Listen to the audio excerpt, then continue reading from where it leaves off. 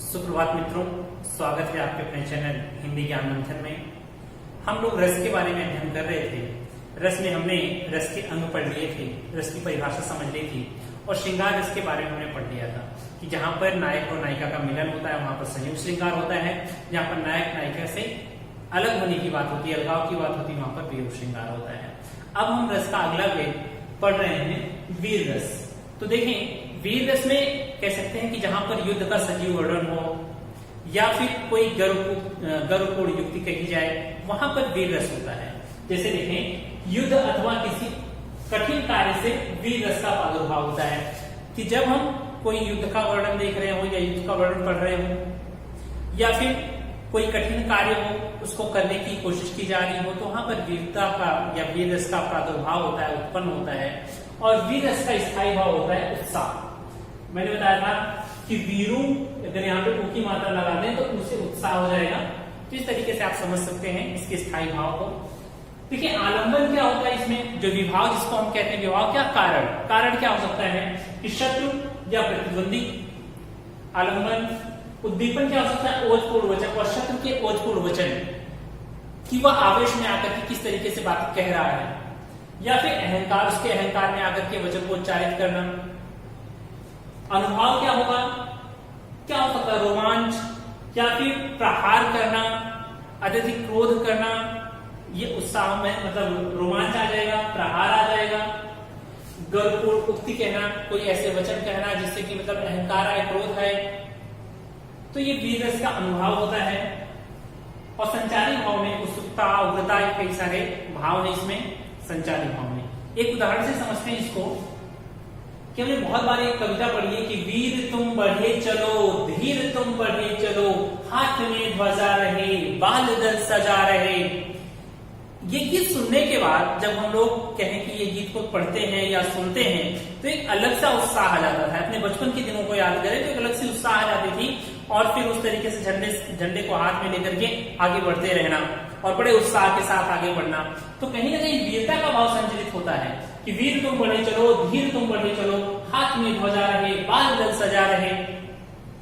या फिर दूसरा उदाहरण देखें कि रणवीर चौकड़ी भर भर कर चेतक बन गया निराला था, मानो राणा प्रताप के घोड़े से पड़ गया हवा का पाला था। तो ये सब क्या है, वीरता को उद्भव कह रहे हैं। तो जहां पर वीरता को कविताएं कही जाती हैं या वीरता या उत्साह का भाव उत्पन्न होता है, वहां पर वीर रस होता है। तो देखिए, इसमें आश्रय क्या हो गया, किसके मन में यह भाव बोल रहा है, कवि के मन में। आलंबन क्या है यहाँ पर, बाल दल, किसके कारण हो रहा है ये सब, बाल दल के कारण चीजें आ रही हैं, इसलिए यहाँ पर बाल दल हो रहा है। बाल दल क्या है, आलंबन है। अनुभव क्या है यहाँ पर, उत्साह है। अनुभव क्या है, उत्साह है। और गर्वपूर्ण उक्ति कहना, संचारी भाव उत्सुकता या उग्रता। संचारी भाव क्या हो गई, उत्सुकता या उग्रता हो गई। देखते हैं अगले रस को। अगला रस हम पढ़ रहे हैं रौद्र रस। हमने वीर रस पढ़ लिया, श्रृंगार रस पढ़ लिया, पढ़ रहे हैं रौद्र रस। रौद्र रस का स्थायी भाव होता है क्रोध। अब देखिए, रौद्र, क्रोध, तो इस तरीके से इसमें भी लगाया, इसमें भी लगाया, इस तरीके से पहचान सकते स्थायी भाव क्या है। या रौद्र का मतलब रौद्र रूप धारण व्यक्ति कब करता है, जब उसे क्रोध आता है। तो ऐसे ही हम पहचान सकते हैं कि रौद्र का स्थायी भाव क्या होगा, क्रोध होगा। वीर का क्या होगा, उत्साह है। श्रृंगार का क्या है, रति है।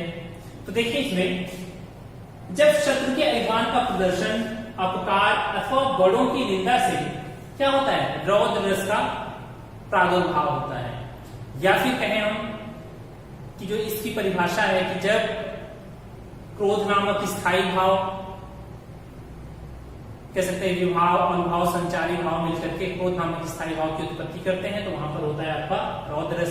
परंतु हम इस तरीके से समझें कि शत्रु के अभिमान प्रदर्शन या अपकार के कारण और उनकी हानि पहुंचाने के कारण व्यक्ति क्या करता है, क्रोध करता है, उसके अंदर रौद्र रस उत्पन्न होता है। देखिए, इसका विभाव क्या हो सकता है, कारण क्या हो सकता है, कोई अपराधी, कोई दोषी व्यक्ति, कोई निंदक व्यक्ति। तो जो निंदा कर रहा होगा, जो बुराई कर रहा होगा, उसी के ऊपर तो क्रोध आएगा। अनुभव क्या हो सकता है, गर्जन, बहुत तेज से डांटना उसको, गर्जन, तर्जन, तेज तेज आवाज में बात करना, या फिर नेत्र का लाल हो जाना। क्रोध में क्या होता है, आंखें लाल हो जाती हैं। संचारी भाव, आवेश, गर्व, ये इसके संचारी भाव है। एक उदाहरण देखते हैं कि रेत बालक कालवश बोलत तेना संभाल, धनु ही सम त्रिपुरार धनु विदित सकल संसार।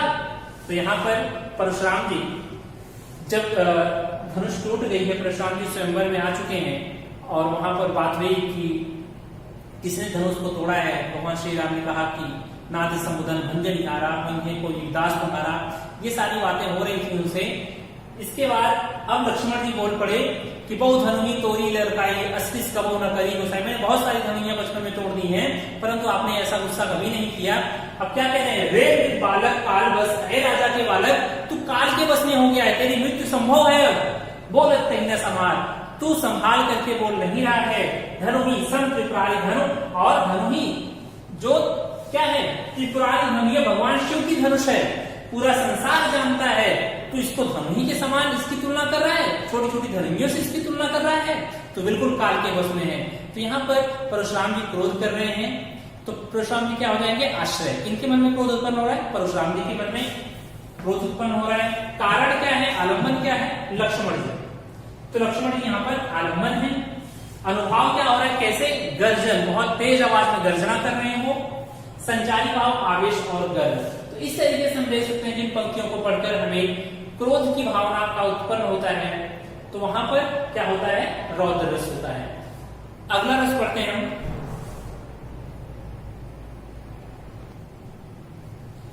देखें, अब हम पढ़ रहे हैं हास्य रस, जिसका स्थायी भाव होता है हास्य।